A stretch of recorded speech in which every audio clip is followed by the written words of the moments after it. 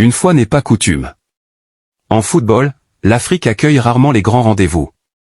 Aujourd'hui, nous traçons un aperçu historique de la Coupe du Monde de la FIFA 2010 qui s'est déroulée en Afrique du Sud du 11 juin au 11 juillet 2010. C'était la première fois qu'un pays africain accueillait cet événement. La finale a opposé l'Espagne aux Pays-Bas. Le score final fut de 1-0 en faveur de l'Espagne, marqué par Andrés Iniesta à la 116e minute.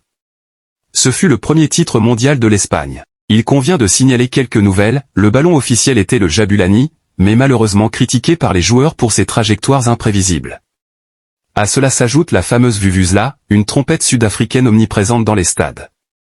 Un autre fait rare est que l'Uruguayen Luis Suarez a stoppé un but du Ghana avec la main en quart de finale, entraînant une séance de tirs au but finalement remportée par l'Uruguay. Chose qui a empêché le Ghana à être le premier pays africain à atteindre la demi-finale du mondial. L'autre nouvelle étonnante est le pool Paul qui est devenu célèbre en prédisant correctement plusieurs résultats du tournoi.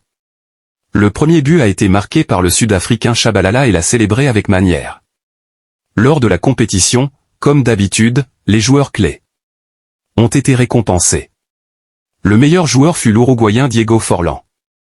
Les meilleurs buteurs furent l'Allemand Thomas Müller, l'Espagnol David Villa, le Hollandais Wesley Sneijder et l'Uruguayen Diego Forlán avec respectivement 5 buts.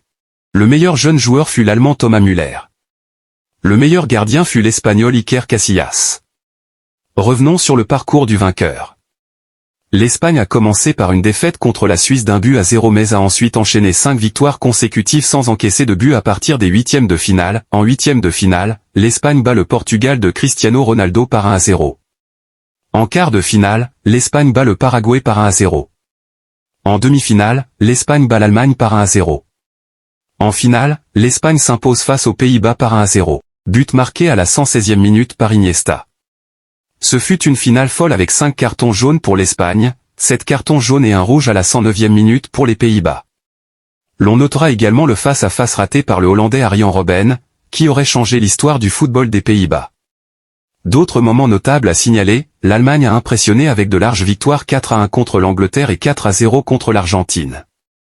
Les deux géants sud-américains le Brésil et l'Argentine ont été éliminés en quart de finale. La France a vécu une crise interne avec des conflits entre joueurs et staff, terminant bonne dernière de son groupe. L'Italie, championne en titre, a été éliminée dès les phases de groupe. Ce mondial a vu Messi éliminé sans avoir marqué de but. Il est juste et bon de rappeler la sulfureuse chanson Waka Waka interprétée par Shakira. Bref, ce fut une des meilleures compétitions bien organisées. Bravo à la nation arc-en-ciel la République sud-africaine.